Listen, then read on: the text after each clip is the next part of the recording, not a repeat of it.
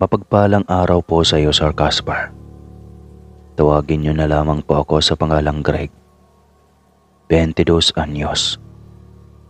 Ang kwentong ibabahagi ko sa inyo ay nangyari noong taong 2017 na makapag-stay kami ng aking lola sa isang lumang bahay sa Leyte.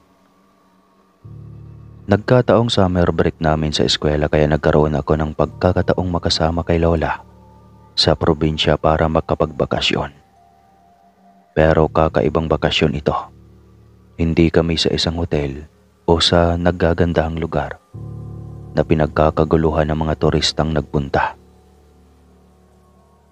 Ginaya namin ni Lola ang paraan ng mga foreigner kapag nagbabakasyon.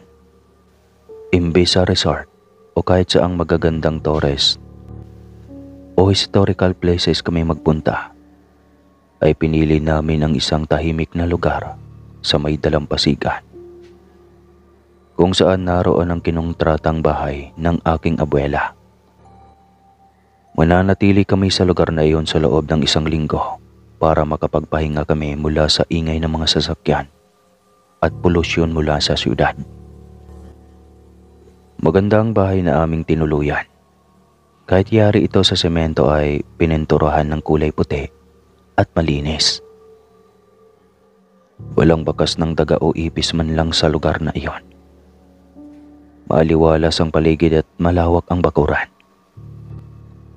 At mga punong kahoy na namumunga katulad ng mangga, kayumito. Sa totoo lang, nakakapresko. Hindi ko akalaing mapapanatag ang loob ko sa katahimikan ng lugar. Pagkadating namin ni Lola ay kaagad akong lumabas at nagpaalam na maglilibot muna. Base sa narinig kong usapan nila Lola at ng katiwala kanina sa may cottage. May cottage sa paligid kung saan nanunuluyan ang iilang bakasyonista din. Halos hindi ako mapakali sa kakalibot. Tuwang-tuwa ako sa lahat ng aking nakikita. Mga nagagandahang view, may duyan at puting-puti pa ang buhangin. Kahit pagod ako ay hindi ko naiwasang i-appreciate ang kapaligiran. Alam kong maaaliw ako sa pamamasyal sa buong lugar hanggang sa mapagawi ako sa mga treehouse. Bali may nakatirang babae doon. Hindi ko alam kung may kasama ba siya o wala.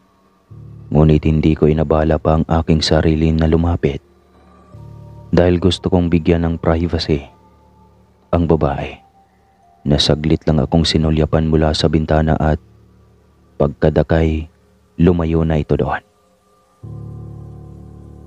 Hindi ko na alam kung nakasili pa ba siya sa akin o hindi na. Mula noon, umandar na ang kuryosidad ko para sa kanya. Gusto ko na palagi siyang minamatyagan. Maganda ang babae. At mukhang kasing edad ko lang. Aaminin ko, nagka-crush ako sa babae. Ito ang dahilan kung bakit kinabukasan, kaagad ay nakaabang na naman ako sa bandang hindi niya kaagad mapapansin.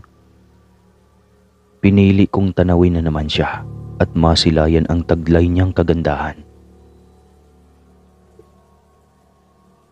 Pansin ko naman mukha siyang mahiyain at hindi sanay makihalubilo sa kapwa. Naalala ko sa kanya ang aking sarili. Noong bata pa ako ay hindi rin naman ako nakikihalubilo sa mga tao. Nahihiya ako at natatakot. Lalo na noong mag-aral ako. Palagi akong binubuli.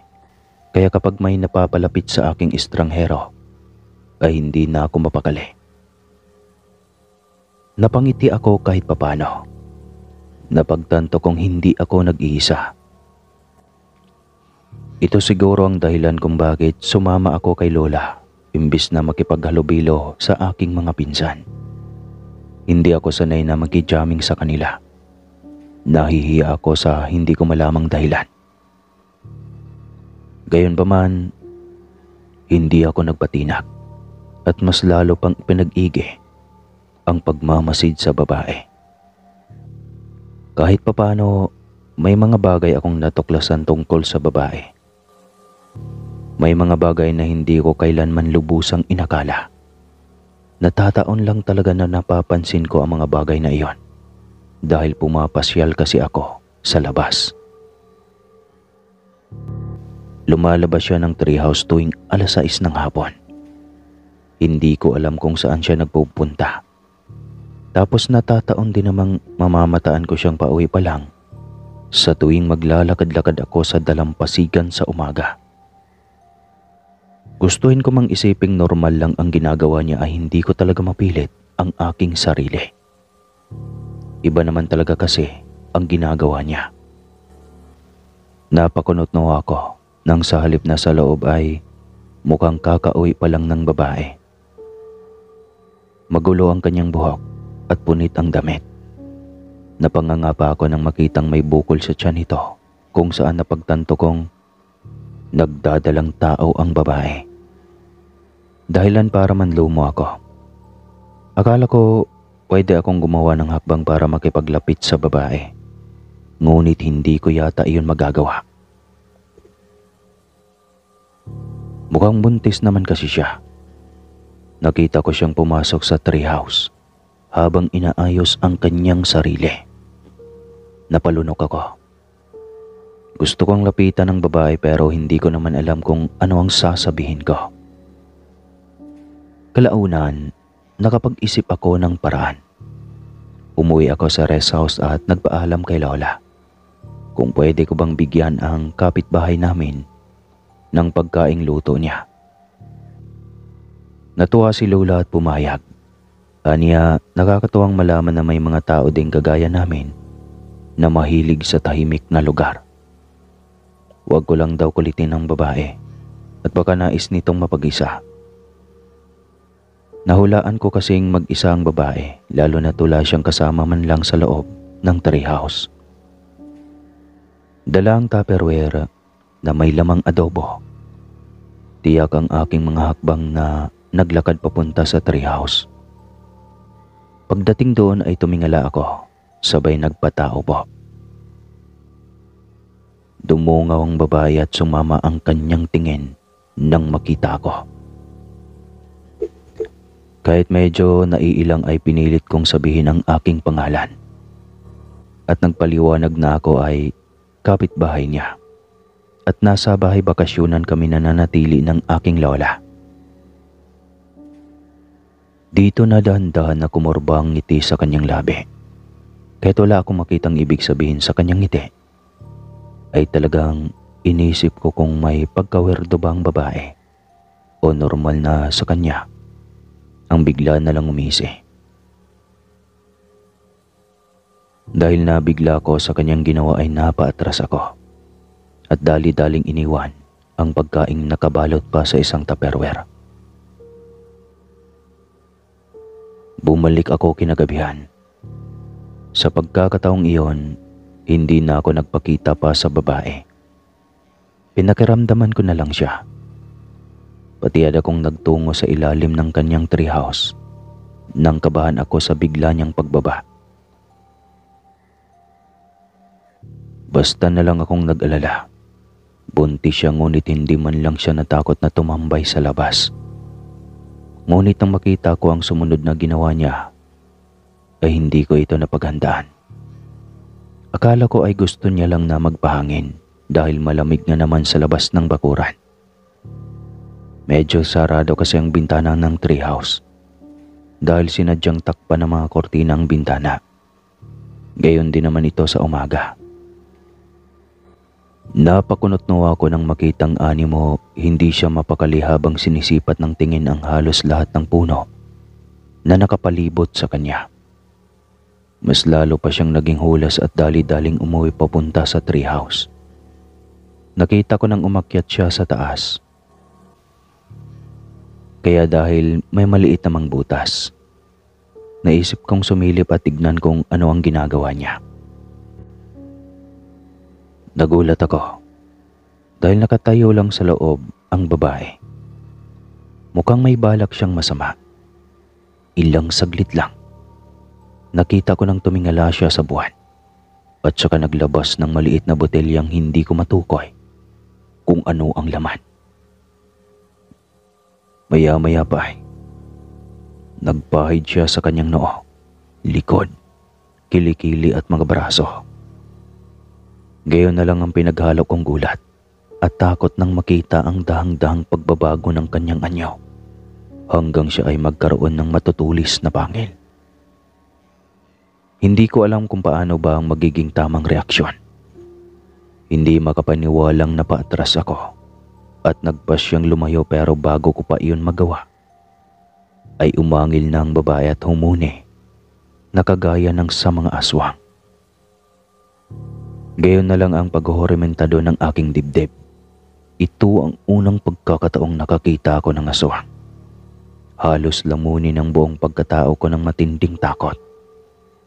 Napasinghap ako ng walang anumang humagigik ang aswang. Dahilan para mangatog ako sa pangingilabot. Hindi ko alam kung ano ba ang mayroon at ganyan na lang siya kung makaramdam ng tuwa. Mas lalo akong napasiksik sa aking kinaroroonan nang lumingon siya sa banda kung saan ako nagtatago. Para bang alam na niya kaagad kung nasaan ako. Gayunpaman, halos itaas ko na ang kamay sa sobrang tuwa nang hindi man lang niya ako matagpuan. Tumalikod na ang aswang matapos siyang himasin ng malaki na niyang tiyan. Kaya naisip ko, mukhang buntis talaga ang babaeng ito. Nakita ko nang umalis ang aswang kaya nagmamadali ko siyang sinundan. Papunta siya sa isa sa mga cottage. Maliwanag pa ang buong lugar nang dumating kami doon. Kay gaan ang kanyang katawan nang lumundag papunta sa bubong ng mga naninirahan sa bahay na iyon. Dahan-dahang gumagapang, sabay silip ng kaunti. Maya-maya lang, nakita ko nang humaba ang kanyang dila, na tila ba takam na takam. Kaso lang, basta na lang kumalabog ang bubong kung saan naroon ang aswang. Kaya hindi na siya nakapiyok nang makitang lumabas ang isang lalaki sa bahay at may dala itong itak. Pinagbabato nito ang aswang sa bubungan kaya halos lumubog na din ako sa lupa dahil sa takot. Nag-aalala ko na baka mapagbintangan akong kasama ng aswang. Kaya kahit nahihirapan sa aking posisyon ay naging matyaga na lang ako sa pagsiksik sa nagyayabungang mga sanga at dahon. Nakita ko kung paanong matapang na iwinasiwas ng lalaki ang kanyang itak sa aswang na hindi na nakalundag pa. Na-corner siyang bigla nang makitang may kasamang lalaki at namataan pa siya ng dala nitong sibat. Umatungal ang babaeng aswang nang tamaan ang kanyang tiyan. Napasinghap ako. Marahil ay buntis nga ang aswang. Para silang mga hangin kong makipagsagupaan. Hindi ko makita ng malinaw ang taglay nilang bilis habang ninanais na matamaan ang aswang sa lahat ng parte ng katawan nito. Habang sinisindak ng mga lalaki ang nilalang ay panay ang singhal ng dalawang lalaki. Napakatapang daw ng nasabing aswang na bumalik. Gayong nagawa na nilang patayin ang asawa nito. Hindi ako nakapagsalita. Naisip ko na baka ilang beses na din yatang pabalik-balik ang aswang sa nasabing tahanan.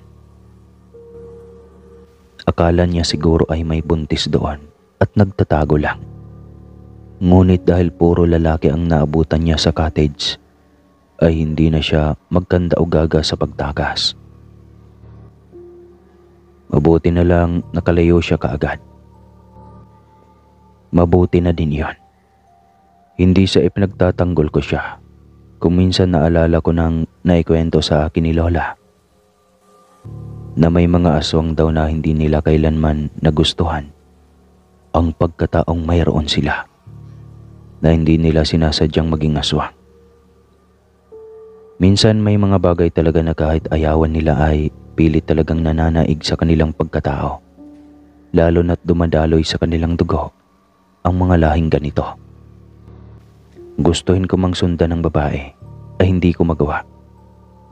Bukod sa nasindak ako sa ginawa ng dalawang lalaki ay kinakailangan ko din na umuwi. Dahil alam kong magtataka at mag-aalala na ngayon si Lola kung bakit oras ng gabi ay nasa labas pa ako ng aming bahay. Kinaumagahan, hindi na ako nakapunta sa treehouse. Ayon kasi kay Lola, kailangan naming lubusin ang aming isang linggong bakasyon. Kaya kailangang magsawa kami sa lahat ng mga bagay na gusto naming gawin. Gusto kong ikwento sa kanya ang tungkol sa nangyari sa aswang na buntis doon sa treehouse. Pero natatakot ako na baka hindi na ako payagan pa ni Lola na bumalik doon. Naniniwala kaming pareho sa aswang. Sa katunayan, marami na kaming nababasa tungkol sa kanila. Kaya kahit papaano ay sanay akong sumusunod-sunod sa mga aswang.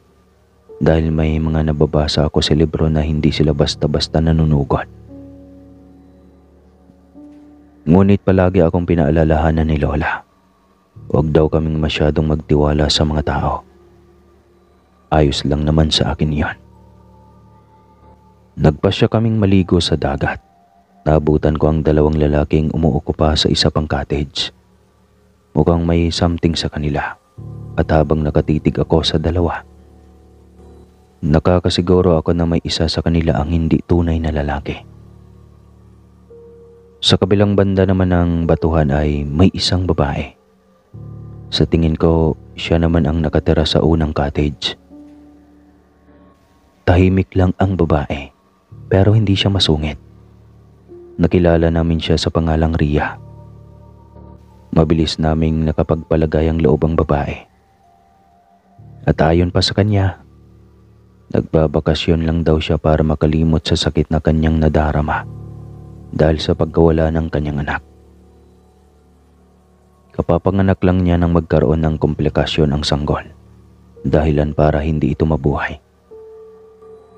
Mas pinili daw niyang magmukmok para kahit papano ay mabawasan ang sakit na kanyang nadarama, lalo na't iniwan din pala siya ng kanyang asawa. Naisip namin siyang imbitahan sa aming tinutuluyan na kaagad niyang pinaunlakan. Magkakasama na kaming naglakad papunta sa aming bahay para magluto. Habang naglalakad, napahinto kami.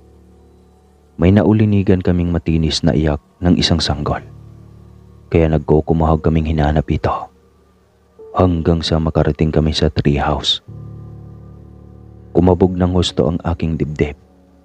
Nais ko ulit na sabihin kay Lola ang nakita ko kanina, ngunit mas naagaw ang atensyon ko sa nakita kong sitwasyon ng babaeng aswang. Nakahandusay siya sa lupa at wala ng buhay.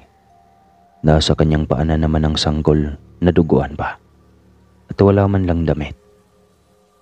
Naaawa kong pinagmasdan ng ina. Patay na ito. Mukhang masama talaga ang tama niya. Ang masakla pa, tila napaanak siya nang wala sa oras. Napayaw ko ako at naawa sa kanyang sinapit. Kusa na pinigilan ko siya sa kanyang ginawa kagabi. Malamang buhay pa siya ngayon. Mabilis na hinagilap ni Lola ang kanyang cellphone at nagtawag ng tulong, samantalang si Ria naman ay naghanap ng kahit na anong tela na pwede niyang ibalot sa kawawang sanggol. Sabi pa niya sa amin, mukhang nagugutom na daw ito. Hindi daw siguro masama kung padididihin niya ito sa sariling suso. Dahil kakapanganak lang din naman niya. Bago pa man namin siya napigilan ay nagawa na niyang iumang ang dibdib sa sanggol. At nakita ang gutom na gutom nitong pagsipsip. Akala namin magiging maayos lang ang lahat. Akala namin makakarating kaming tatlo ng maayos sa rest house. Ngunit may nangyari. Iyong sanggol na pinadede ni Rhea ay ayaw nang umalis sa pagkakasipsip sa kanyang dede. Umuungol ng babae sa sakit. Kahit anong gawin namin ay hindi talaga namin magawang matanggal ang bibig ng bata sa kanyang balat. Anamulinta ito kung makasipsip. Kaya labis na kaming nag-alala. Dumadaing si Rhea sabay-sabing mukhang pati dugo niya sinisip-sip na ng sanggol. Nabaghan ako at naalala na aswang nga pala ang yumaong nanay nito. Bago ko pa man masabi sa kanila ang totoo, nilakasan na ni Lola ang loob at ubod lakas na hinila ang bata kahit pa pumapalahaw na si Rhea. Nagulat kami nang makitang may pangilang sanggol sa liit niyang iyon at ako pang bumulalas na mukhang aswang ang nasabing sanggol. Nag-iyakan si Rhea at Lola, ngunit hindi sila naging mahina. Ubod lakas ulit na hinila niya ang sanggol mula sa dibdib ni Rhea, kaya nagawa nilang tanggalin ang sanggol mula sa pagkakasipsip nito. Balak pa sana nitong lumundag pabalik sa amin para umatake, ngunit malakas na itong ibinabalibag ni Lola, dahilan para maibalya ang sanggol sa malaking punong kahoy. Gusto ko maawa ngunit hindi naman normal na nilalang ang nasabing sanggol. Isa itong tiyanak. Dugo ang bumagsak sa lupa si Rhea ngunit mabuti nilang dumating kaagad ang tinatawagang tulong ni Lola. Nagawa naming dalhin sa ospital ang babae at maipagamot. Gumaling si Rhea ngunit lumabas siya ng ospital na isa na lamang ang suso niya. Gayunpaman, labis siyang nagpasalamat dahil niligtas daw namin siya. Kay tapang ni Lola na gawin ang ganong bagay sa oras ng kagipitan. Gayunpaman, mas ikinakatakot ko ang katotohanan na iwanan namin ang sanggol sa kagubatan at malamang buhay pa ito. Wala kaming nagawa para sugpuin ang nilalang.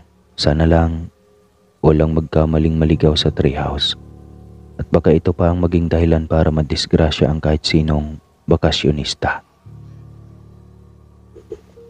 Hanggang dito na lamang po ang kwentong ito, Sir Casper. Maraming salamat po sa lahat ng nakikinig. Lipo, ako po si Greg ng Siyudad.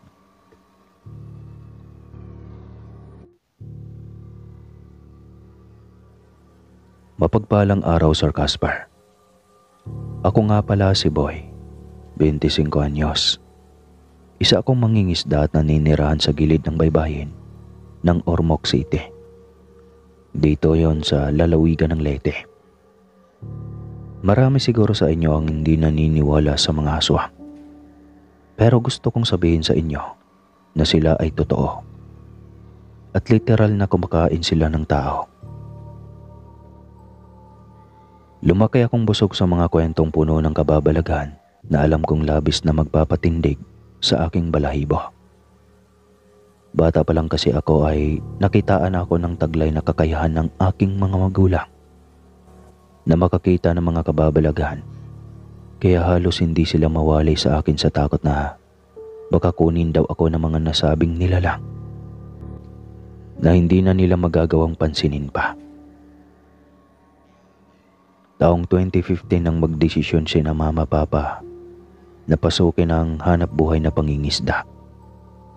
Nag-aaral na ang mga nakakatanda kong kapatid at sa totoo lang, kulang ang aming panggasto sa pang-araw-araw. Mahirap i-budget ang katiting nakita ni papa sa pagpipintura lang ng mga bangka. Kung minsan inuutang pa ng kanyang amo ang ipapasweldo sa kanya. Kaya naman nang makapag-ipon sila ni mama, ay naisipan nilang bumili ng sariling bangka para makapangisda sa laot. Walang nagawa ang amo ni papa nang magpaalam siya at sabihin gusto niyang magsarili sa paghahanap buhay.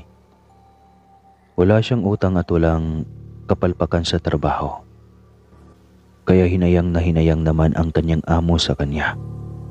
Gayunpaman, ay hindi nito magawang taasan ang kanyang sweldo dahil sa kakuriputan ng asawa nito.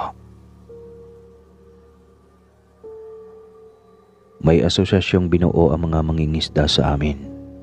Dito sumali si Papa at naturuan ng tamang pangingisda. Ipinagbawal din ang paggamit ng dinamita kasi maaari nitong masira ang tahanan ng mga isda sa laot. Ito ang pinalalaki namin para pagsapit ng takdang buwan ay maani ulit ang mga isda dahil kampante kaming mangingitlog ulit ang mga ito. Habang inaayos ni Papa ang kanyang pangingisda para may pangkain kami at maibenta sa bayan, kabaliktaran naman ang ginagawa ng kasamahan niyang si Mang Roque. Medyo suplado at maangas si Mang Roque. Siya ang kinakatakutan ng mga tao at ilan pang mangingisda sa amin. May katigasan kasi ang kanyang ulo at hindi marunong makisama sa mga tao. Higit sa lahat, gumagamit siya ng dinamita. Kaya hindi ko masasabing sariwa pa ang mga isdang dala niya. Sa paghuli pa lang ay patay na. Kahit ako ay naiinis na din sa kanya. Hindi ko lang magawang lumaban kasi palagi akong pinaalalahanan ni Papa na wag nang gagawa ng kahit ano na ikakahanap ko ng gulo. Hindi lang kasi sa pangingisda ko napapansing may pagkabarumbado si Mang Roque. Sa tuwing mag-iinuman sila kasama ng mga kumpare niya sa tindahan ay naririnig kong sinisiraan niya si Papa. Iritang-irita ako sa tuwing naririnig ko ang mga bagay na hindi ko gustong ipaalam niya sa iba. Kaya naman isang araw, isinumbong ko si Mang Roque kina Mama at Papa. Nalungkot si Mama sa mga narinig niya pero hindi naman siya nagre-reklamo. Hayaan na lang daw na magsalita ng hindi maganda si Mang Roque kaysa sa sila na mismo ang pisikal na saktan ng matanda. Ang totoo niyan, mas nag-alala siya na baka pagtripan ng grupo ni Mang Roque ang aming ama. Kapag nasa dagat na ito, kilalang mayabang ang lalaki at walang respeto sa kapwa niya. Ilang beses na nga itong nairereklamo sa aming lugar. Bukod sa barumbado ng lalaki ay hindi pa natatakot makialam ng mga bagay na hindi naman talaga sa kanya. Lahat na lang siguro ng masasama ay nasa kanya na. Abusado, basagolero, magnanakaw. Basta lahat. Pero wala pang kahit sino ang nagtangkang kalabanin si Mang Roque sa kadahilan ng ang mga kaanak nito ay may posisyon sa barangay at sa pulisya. Ang kanyang manugang ay isang hepe, samantalang ang kanyang kumpare naman ay kapitan ng aming barangay. Mahilig uminom ng tuba si Mang Roque o yung tinatawag dito sa amin na bahalina. At kadalasang tumatambay sa tindahan ni Aling Bebang na nakaharap din sa dalampasigan. Kapag inutusan ako ni Mama noon at papalapit na ako sa tindahan, ay sandamakmak na mga masasamang salita ang ibinubuga ko sa aking isipan. Hindi ko kasi gusto ang ginagawa niyang pagkantsaw sa akin na nakakasakit na talaga ng kalooban. Minsan ipinapahiya niya ako sa mga kasamahan kong bumibili sa tindahan. Tinatawag niya akong supot, anak sa ibang lalaki at kung ano-ano pa. Lahat ng iyon ay pinapaalam ko kina Mama at Papa. Pero tanging pagtawa lang ang ginaganti nila. Sabi pa ni Papa, mas lalo ko na lang daw habaan ang pasyensya ko at darating din ng araw na makakarma si Mang Roque sa kanyang mga ginagawa. Hindi ko naman alam na ang ganting iyon ay magmumula pa sa isang nilalang na kailanman ay hindi ko inakalang nabubuhay pala sa mundo. Gusto kong itanong kay Papa kung anong klaseng nilalang ba ang tinutukoy niya. Para kasing napakahirap isiping may mga kakaiba pang nilalang sa panahon noon na naghahanap ng katarungan sa mga taong inaapi na lang palagi. Kakalimutan ko na sanang tungkol doon pero hindi ko maiwasang mag-alala ng magising isang araw na pinagdidiskitahang nakawin ni Mang Roque ang huling isda ni Papa. Nagalit ako dahil naabutan ko pa mismong sinasaktan na niya ang aking ama. Samantalang si Papa naman ay bumagsak na sa lupa at nangihina mula sa mga suntok niya. Sinikmatan ko si Mang Roque. Sinadya kong iparinig sa mga tao kung gaano siya kasalbahe. Gayon na lang ang galit niya at nagawa niya akong kwelyuhan sa kabila ng galit ng pagwawala ko dahil sa ginawa niya. Ang mga kapitbahay namin ay naaawa sa amin at nagagalit sa ginagawa ni Mang Roque. Alam nilang hindi makatao ang ginagawa ng lalaki. Gayunpaman, hindi nila magawang labanan ang lalaki dahil sa takot nila na baka maresbakan ng mga koneksyon nito sa batas. Literal na nagagawa niya ang lahat na gusto niya, kahit pa magreklamo ako at magsumbong sa mga kinauukulan. Naisip ko tuloy sabihin na kung nagkataong malaki lang ako, baka nabugbog ko na siya at inihulog sa dagat. Gustong gusto ko nang makaganti kay Mang Roque na hindi naman nabigyan ni Papa ng tamang reaksyon. Hanggang sa isang gabi, ginising ako ni Papa. Sabi niya samahan ko raw siyang pumalaot. Kaagad akong bumalikwas ng bangon at pumayag. Naghanap ako ng mga dadalhin. Naisip ko, nakakasabik sigurong magpunta sa dagat tuwing gabi. Tahimik at walang ingay. Gayunpaman, hindi ko masasabing kami lang ni Papa ang aalis dahil ang ibang mga kasamahan niya ay nagsipaghandaan na din para sa pagpalaot. Sumakay ako sa bangka at tinulak naman ito ni Papa. Nang medyo malayo na kami sa mababaw na bahagi ay pinaandar na niya ang makina ng aming bangka. Gasera lamang ang aming tanglaw na liwanag sa madilim na laot. At medyo madilim pa iyon dahil may nakatakip itong bote. Yung bang pinutol na bote tapos gawing lampara.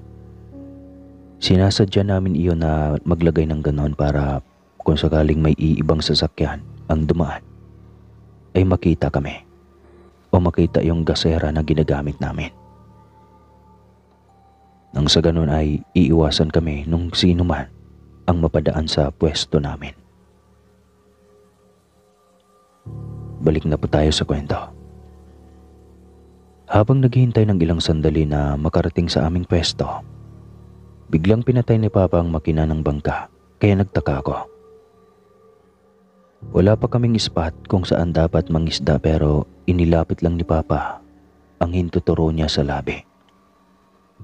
Binabalaan akong huwag maingay, kaya kahit nagtataka ay wala akong nagawa kundi ang manahimik na lang. Ilang saglit lang kinilabutan ako ng humangin. Hindi naman literal na nagbabala ng bagyo, pero para bang may malaking ibon ang nasa ere at nagbabalak na lumapag sa aming bangka. Kaagad akong tumingala at nagimbal sa aking nakita. Isang nilalang na kasing laki ng tao, may pakpak at mabuhaghag na buhok ang naroon. Naghihintay ito ng hudyat ni Papa para makasakay sa bangka. Bago pa man ako makasigaw ay nagawa na akong pigilan ni Papa. Kapag ginawa ko iyon ay mapapahamak daw kami, maging ang aking lola. Napamalagat ako sa kanyang sinabi. Si Lola ang aswang na nasa aking harapan. Halos manginig ako sa sobrang pagkagimbal nang lumapag nga si Lola sa bangka. Langhap na langhap ko ang amoy niyang nakakasulasok. Kaya hindi ko maiwasang takpan ang aking ilong na ikinalisik na mga mata ng aswang na matanda. Napaatras ako nang makita kong nagsalita ang aswang sa hindi ko maintindihan na lingwahe. Pagkatapos ay tumango si Papa na para bang naiintindihan niya ang sinasabi ni Lola. Maya-maya pa, may iniabot ang Lola kay Papa. Isang mabalahibong bagay na kulay itim. Nagsalita si Papa at tinanong ang nilalang kung ano ang gagawin niya sa bagay na iyon. Sumakit lang ang ulo ko sa kakaintindi pero wala talaga akong maintindihan kung ano ba ang gagawin ni Papa doon. Isa lang ang alam ko. Hindi ito basta-basta at nakakasiguro ako na may kinalaman ito sa ginagawa ni Mang Roque sa amin. Lumipad na ang aswang at muling nawala sa ere. Sakto lang akong nakahinga ng maluwag at tinanong si Papa kung ano ang bagay na iyon. Hindi niya ako sinagot kaya naman mas pinili ko na lang na manahimik nang sabihin niya sa aking kailangan na daw naming magpatuloy sa pangingisda. Madaling araw na nang makarating kami sa dalampasigan. Kagaya ng mga naunang pangingisda ni Papa, nakaabang na si Mama sa amin.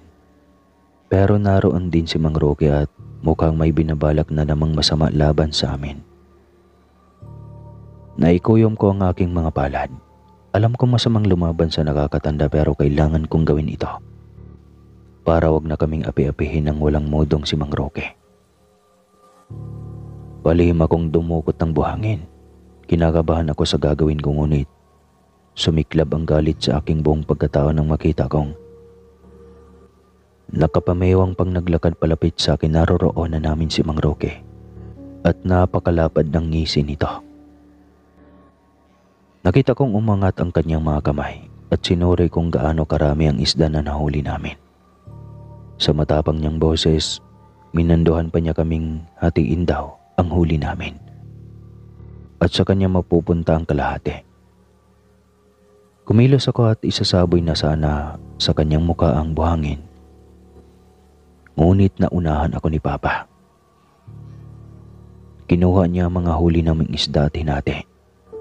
Ibinigay niya ito kay Mang Roque na tawa ng tawa kasi nga mula daw ngayon utusan na niya si Papa.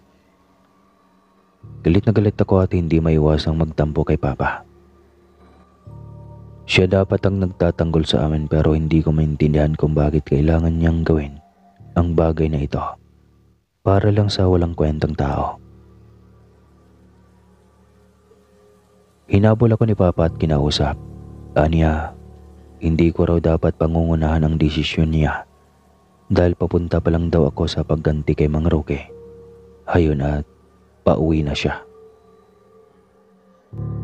Kunot noong napatitig ako kay Papa. Marami akong nais na itanong sa kanya ngunit hindi na ako nagkaroon ng pagkakataon dahil nagkakagulo na sa labas ng aming bahay.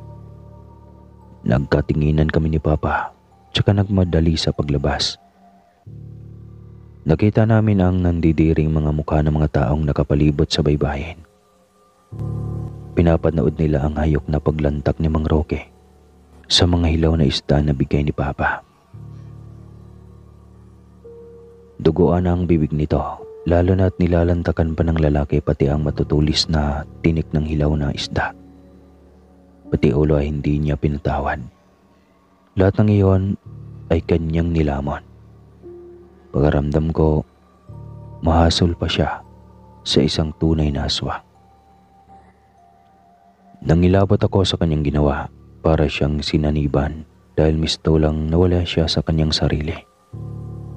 Hindi na kami nakapayok ng marahas niyang nilantakan pati ang mga hasang ng isda hanggang sa mabilaukan siya at magsuka na din ng dugo. Dito na kami hintakot na nag-atrasan dahil lahat kaming nakapalibot ay hiningaan niya ng tulong. Ngunit ano ba ang magagawa ko kung talagang nabaliw na siya ng tuluyan? Hindi na kami nakagalaw pa nang tumirik ang mga mata ni Mang Roque at marahas na nagsisigaw. Ilang sandali pa nagkikisay siya at bumagsak sa buhangin nang wala man lang dumadalaw sa kanya para tumulong. Nang malaman ng asawa ni Mang Roque ang nangyari, dali-dali siyang nagpunta sa pinangyarihan ng trahedya at isinugod sa ospital ang lalaki. Ngunit huli na ang lahat.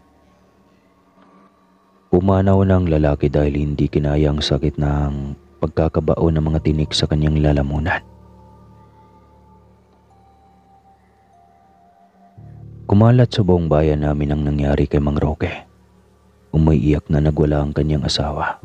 Saka sinabing kami daw ang dahilan kung bakit namatay ang lalaki. Galit namang tinanggi ni Mama iyon at tumungayaw sa harapan ng mga kaanak ni Mang Roque na sumugod sa bahay namin matapos ang babalitaan ang nangyari. Sinabi ni Mama na kami pa nga ang inaapi ni Mang Roque at kinukuha na ng hanap buhay.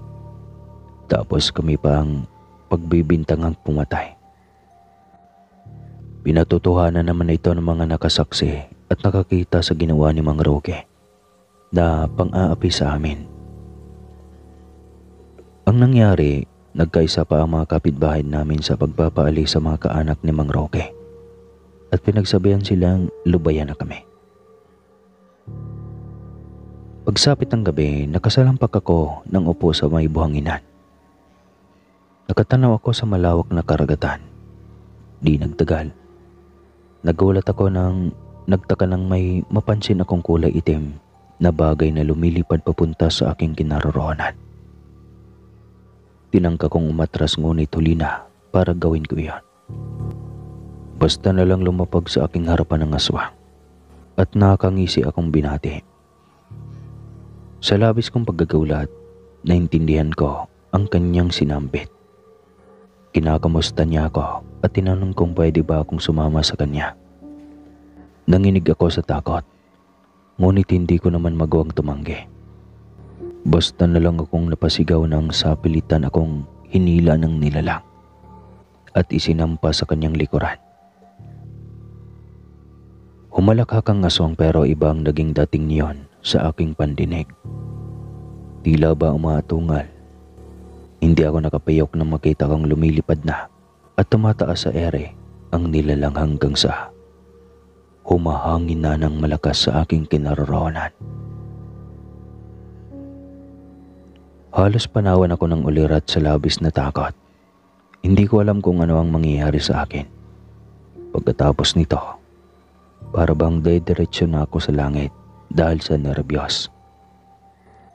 Di nagtagal, lumapag kami sa isang bubungan. Sa bubungan ng tahanan ni na Mang Roque.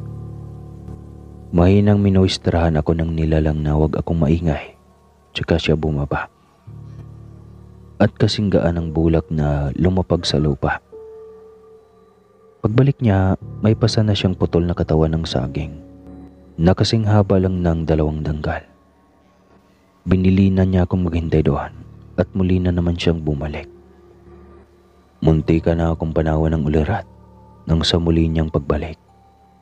Pasa na niya ang bangkay ni Mang Roque. Suot ang damit pampatay nito. Nangilabot ako ng malanghap ang malansang amoy nito na mula pa sa mga kinain nitong hasang ng isda. Sabi ng aswang, sumumpa daw ako ulit sa kanyang likuran at uuwi na kami.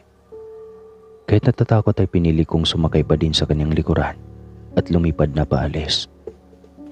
Muli niya akong nilapag sa buhanginan kung saan niya ako kinuha kanina. Pagkatapos, nagpasalamat pa siya sa akin. Nabawasan lang ang takot ko nang sabihin niyang wala na daw manggugulo sa amin ngayon. Titiyakin niyang magiging maayos na ang buhay namin ng aking pamilya at muling aaswangin lahat ng nais na manakit sa amin. Tinanong ko siya kung talaga bang lola ko siya. Tumango ang nilalang at sinabing totoo iyon. Hindi nga lang daw niya magawang sumama sa amin dahil sa kanyang pagkataong taglay. Gayunpaman, ipinapangako niyang nakabantay siya sa amin palagi at hindi kailanman pababayaan. Siya ang aswang sa laot na nakahandang magtanggol sa amin oras na may kumanti sa amin. Isinekreto ko ang tungkol kay Lola. Tanging kami lang ng aking pamilya ang nakakaalam sa pagkatao niya. Hanggang dito na lang po ang kwentong ito. More power po sa inyong channel, sir, at God bless. Oras na naman para magkape. Mapagpalang araw sa inyo, Sir Casper. Ako nga pala si Jane, 20 anyos. Isa ako sa mga suking tagapakinig sa inyong channel at nais na i-share itong aking karanasan tungkol sa mga aswang na nangyari dito lang din sa Leyte. Marami na po akong katatakutang naranasan pero lahat ng iyon ay ito talaga ang pinakamatindi.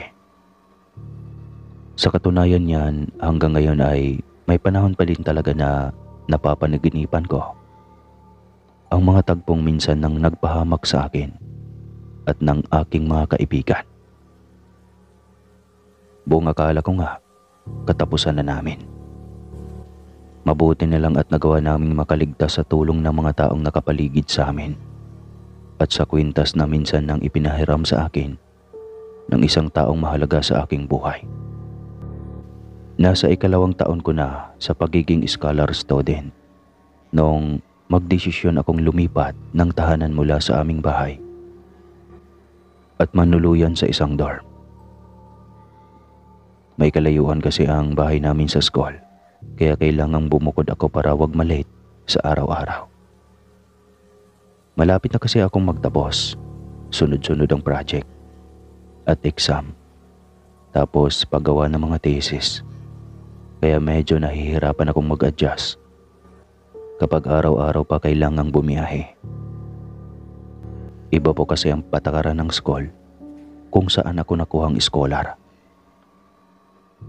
Kailangan kong ma-maintain ang aking grades nang sa gayon ay hindi ako matanggal sa pagiging scholar. Mahirap lang kami at walang sapat na perang panggastos para sa pangangailangan ko sa school. Kaya kailangan kong triplihin ang aking pagsisikap para naman lumuwag din ang aming pamumuhay. Mabuti na lang mababait ang mga tao sa dorm na natirhan ko.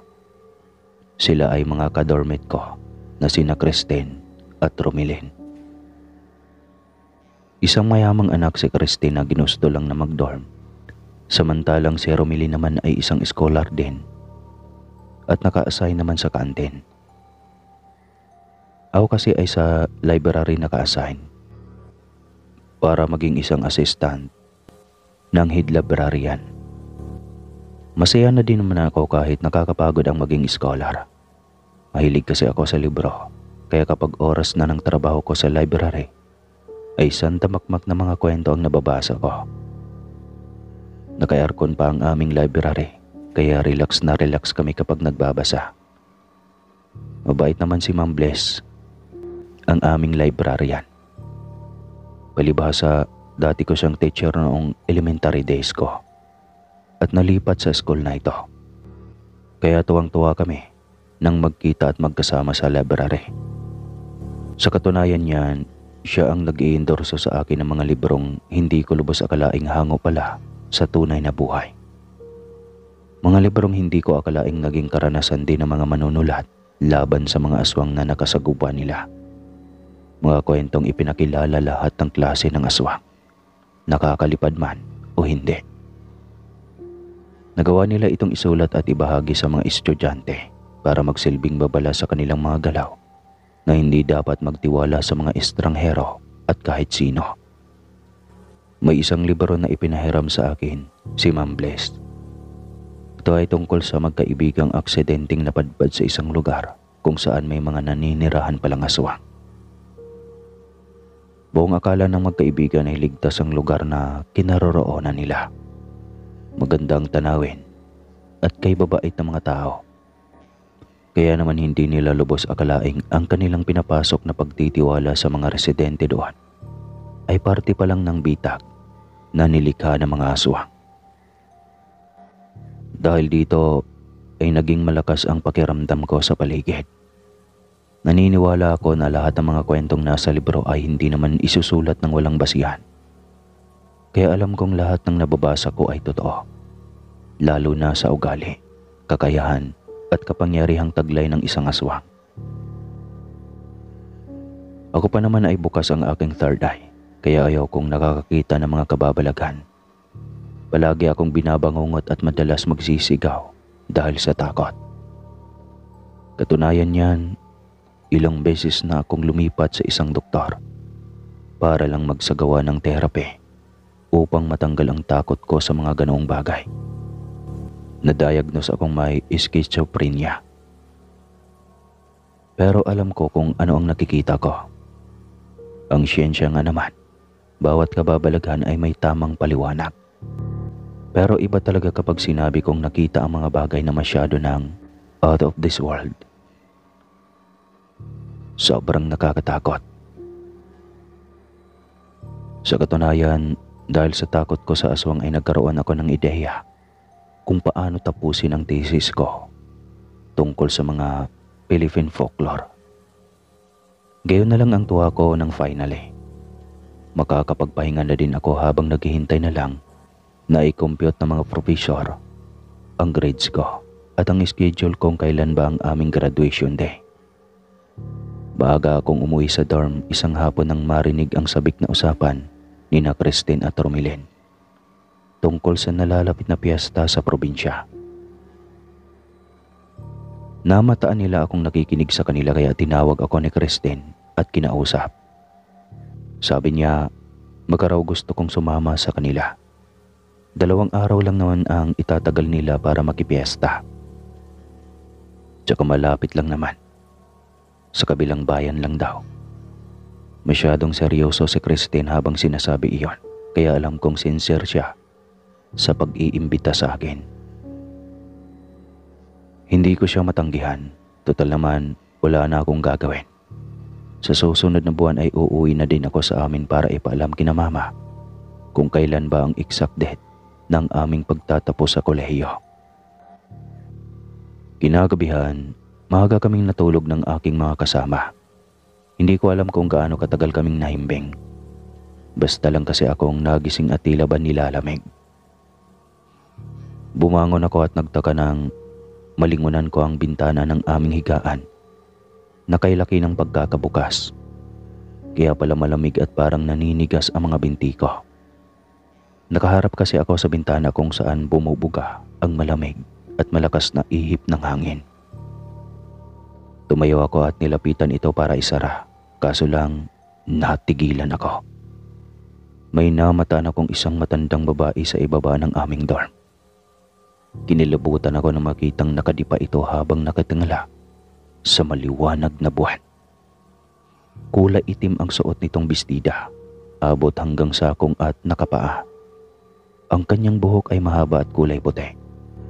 Inililipad din ito ng hangin, kaya mukhang tilang kumikislap-kislap sa dilim. Tila ba may binabangkit itong mga kataga na kahit ako ay hindi ko maintindihan. Maya-maya lang, pumikit, dumilat ako at nakiramdam sa buong paligid. Nakakabingi na katahimikan. Dito na ako mas lalong nabalisa nang mapansing parang lumutang ang matandang nasa ibaba lang kanina papalapit sa bintana. At dahan-dahan itong kinakalmot gamit ang mahabang kuko. Naririnig ko ang kanyang mga angil kaya naman pakiwaray ko ay maiihi ako sa labis na tensyon. Sinagilahan ako ng takot. Nakikita ko ang mahabang kamay na may matutulis na kuko. At tila nagpupumilit itong pumasok sa loob. Kaya pinagpawisan akong umatras. Mangyak-ngyak na nilingan ko sina Christine at Romilin. Ngunit nagtaka ako kung bakit wala sila sa kanilang mga higaan. Huminto sa pagtibok ang puso ko nang tuluyan nang bumukas ang bintana. Sabay hawi sa kortina at pumasok ang isang nakakatakot na nilalang na ngayon ko lang nakita. Kulay itim ang kanyang buong katawan at tila ba nababalot ng grasa. Kumikintab ito sa kailaliman ng gabi na parang ipinagmamalaki ang kanyang nakakasindak na anyo. Nanginginig na nagpakawala ako ng isang ungol para mabawasan kahit papano ang takot. Ngunit gayon na lang ang pagkahindi ko nang makita ang mabalasik na itsura nito. Tila ba nakahanda ng lumapa anumang oras. Mapupula ang mga mata ng nilalang. May mga mahahabang pangil at buhaghag na buhok. Mabagsik ang kanyang mukha na tila ba natatakam na nakahanda ng lumamon anumang oras. Ipinapakita niya sa akin ang kanyang napakahabang dila na tila ba sawang nagbabalak pupulupot sa aking katawan. Oras na magkamali ako ng galaw. Sumingasing ito na tila ba isang mabangis na tigre. Sabay nagpatulo ng napakalapot na laway. Dahang-dahang gumapang ang nilalang papunta sa kinaroroonan ko.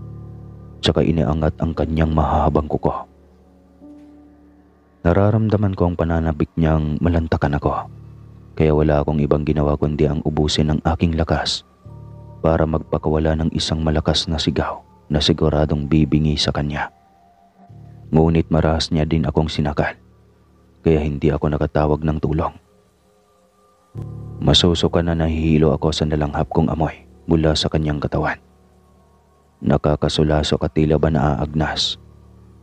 Sumigid ang sakit sa aking liig nang maramdaman kong bumaon doon ang kanyang matutulis na kuko. Hanggang sa mapansin ko ang pagsirit ng masagana kong dugo. Naisip ko, kailangan ko ng lumaban. Dito na ako nagkaroon ng lakas ng loob na lumaban at nanlaban. Nagawa kong itulak ang aswang kaya bumalya siya sa may bintana. Umangil ang aswang na tila ba hindi nagustuhan ang aking ginawa. Kaya muli niya akong sinugod dahilan para kumaripas na ako ng takbo palabas ng kwarto. Ngunit gayon na lang ang pagkasindak ko na imbis hallway ay isang madilim at malalim na butas ang kinahulugan ko. Ilang saglit lang, napaiktad ako nang bumagsak ako sa matigas na sahig. Dito na ako pupungas-pungas na bumangon at nagulat nang makitang nag-aalalang nakatingin sa akin sina Romilen at Christine. Sabi nila, nananaginip daw ako. Bumalikwas ako ng bangon pero hindi na nagsalita. Hindi lang basta panaginip ang naranasan ko kundi isang bangungot. Alam kong hindi na ako mapapalagay dahil doon. Miyerkules pa lang ay tumawag na ako sa bahay. Unang beses kong makipiesta at may kalayuan na iyon sa amin. Kaya naman nagpaalam ako sa aking mga magulang. Hindi ko pa kasi nararanasang umalis ng bahay nang hindi ko nagagawang magpaalam sa kanila. Gayon na lang ang tuwa ko nang pumayag sila. Hindi naman kasi masyadong mahigpit ang aking mga magulang. Sabi nila, wala naman daw iyong problema basta tatawag ako sa kanila at babalitaan sa mga lakad ko. Paliwanag pa ni Mama, dalaga naman ako. At karapatan ko din daw na i-enjoy ang pagkadalaga ko. Napakarami niyang ibinilin sa akin, kaya naman tawang-tawa ako. Pagkatapos kong kausapin si Mama, si Ma'am Bliss naman ang pinuntahan ko. Wala naman talaga akong duty sa library tuwing Sabado. Pero hindi ko lang talaga maiwasang hindi magpaalam sa kanya. Feeling ko, kailangan kong magpaalam kay Ma'am Bliss. Dahil tinuturing ko din siyang pamilya. Nang mabanggit ko sa kanya ang pangalan ng lugar na kailangan kong puntahan ay napaantanda siya. Baka sa mukha ni Ma'am Bliss ang pag-aalala. Kaya naitanong ko tuloy sa kanya kung ano ba ang problema. Sabi niya, noong dalaga pa siya ay napagawi din daw siya sa lugar na iyon. Nakipiesta kasama ang kasintahan niya. Kaso lang muntika na silang mamatay sa takot. Dahil ilang gabi silang ginambala ng isang aswang sa tinutuluyan nilang bahay doon. Paalala ni Ma'am Bliss, mag-ingat daw ako. Nagpasalamat naman ako sa kanya at sinabing talagang mag-iingat ako. Isa pa ay may mga kasama naman ako kaya nakampante siya kahit papano. Nang magpaalam ako sa kanya na kailangan ko nang bumalik sa dorm, may inaabot siya sa akin. Isang gintong kwintas na may cross na pendant. Sabi ni Ma'am, gusto niyang ipahiram sa akin ang kwintas na yon. May bindisyon ito ng isang paring minsan nang napagawi sa school. Maraming beses na din daw siyang iniligtas ng nasabing kwintas. Higit sa lahat, kinakatakutan ng mga aswang ang ginto. Walang babalang isinuot ito ni Ma'am sa aking leeg, kaya natouch ako sa kanyang ginawa. Pagkaramdam ko, siya ang anghel na magliligtas sa akin mula sa panganib. Nagpaalam na ako kay Ma'am at umuwi na sa dorm. Naging maayos naman ang mga sumunod na araw hanggang sa sumapit na ang aming schedule ng pag-alis. Nananabik kaming tatlo sa pagbiyahe, kahit nasa kabilang bayan lang naman ang sadya namin. Halos 2 oras din ang gugugulin para makarating doon. Gabi na nang makarating kami sa kabilang bayan, sakay kami ng boss nang huminto kami sa mismong tahanan ni na Kristen. Kitang-kita ko kung gaano siya kamahal ng kanyang mga magulang. Mas lalong naging masaya ang lahat nang ipakilala ako ni Kristen sa kanyang mga magulang. Magalang naman kaming bumati ni Romilen. Pareho kaming namangha sa laki at lawak ng bahay nila. Hindi ko nga lubos maisip kung bakit nagawang maging simple ni Kristen. Gayong kaya niya namang makuha ang lahat ng naisin niya. Masaya ang piyesta sa kanila. Mababait ang mga tao at magalang. Iyon nga lang, hindi ko maiwasang kabahan. Habang lumalalim ang gabi, mas lalo akong nababalisa. Lalo na noong sabihin ni Tita Karen, ang mama ni Kristen, na wag daw kaming lalabas at gabi na. Nakisaya kami sa mga taga roon hanggang hating gabi. Okay naman sa bahay ni na Kristen. Maliban lang doon sa matandang babaeng sabi niya ay kusinera daw nila. Napansin ko kasi na masama ang tingin nito sa amin. Tapos tinapik pa niya sa balikat si Romelin na bigla namang sumama ang pakiramdam. Kaya nagpaalam kami na magpapahinga na. Komportabling inihatid kami ni Christine sa aming magiging kwarto. Nakipagkwentuhan pa siya sa amin kaya nagkaroon ako ng pagkakataong maitanong sa kanya kung sino ang kanilang kusinera. Sabi ni Christine, Manang Paz. Manang Paz daw ang tawag niya sa kanilang kusinera. Bata pa lang sila ay ganoon daw ito. Palaging nakasimangot, masama ang aura, at parang may kaaway. Hindi sila malapit at lalong hindi naman siya palaging nakikipag-usap sa matanda. Sa katunayan niyan, ilang beses daw siyang nilalagnat sa tuwing napapalapit sa matanda o di kaya ay tinatapik siya. Nahinto lang kami sa pagkukwentuhan nang magsuka naman bigla si Romelin sa aming higaan. Nataranta kami ni Christine at hindi malaman kung ano ba ang gagawin. Pareho kaming natatakot na masagi siya at basta na lang siyang manghina dahil sa kanyang nararamdaman. Nanginginig na sinabi ni Romelin na may boses daw na bumubulong sa kanya. Nakukunin daw siya nung gabing yon. Dito na kami nataranta nang malakas na tumunog ang wind chime sa pinto sa ibaba. Tumahimik ang mga tao. Nagtawag ng tulong si Christine sa ibaba ngunit nagtaka ako dahil hindi na siya nakabalik. Muli, natuon ang pansin ko sa bintana. Sa kabila ng nararamdaman ni Romelin ay hindi ko maiwasang lumapit doon para tignan kung ano bang meron. Gayon na lang ang pagkasinta ko ng mamata ng isang matandang babae na may kulay itim na bestidang abot hanggang sakong. Inililipad ang kanyang mahaba at puting buhok habang nakadipa at nagdarasal ng mga katagang hindi namin maintindihan. Nagsigawan kami ni Romelin, ngunit basta na lang siyang nawala ng malay. Kaya natatarantang naghanap ako ng maipapangontra. Saksi ako nang magbago ng anyo ang matandang kusinera at naging isang aswang. Kaya naman isang matinis na tili ang aking pinakawalan. Dito na kami inatake ng aswang. Sinakal niya ako at sinubukang ibalibag ngunit naging malakas ang panalangin ko. Dahilan para mapatakip siya sa kanyang tenga. Bago pa man niya ako masaktang muli, kumislap ang suot kong kwintas. Dahilan para masilaw siya at magsisigaw palayo rito. Hindi niya ako nagawang saktan at sa halip ay umatras siya nang umabot sa kanyang kinaroroonan ang nagniningning na liwanag. Nang mahulog siya sa bintana, nagmamadali ko siyang dinungawan. Nagulat ako nang mawala bigla si Manang Paz. Tsaka naman bumukas ang pinto at iniluwa si Christine kasama ang kanyang mga magulang. At may kasama silang albularyo.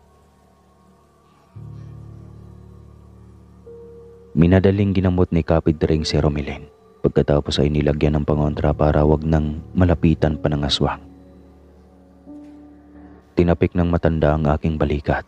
Aniya, mabuti na lang daw at may pangontra ako laban sa aswang.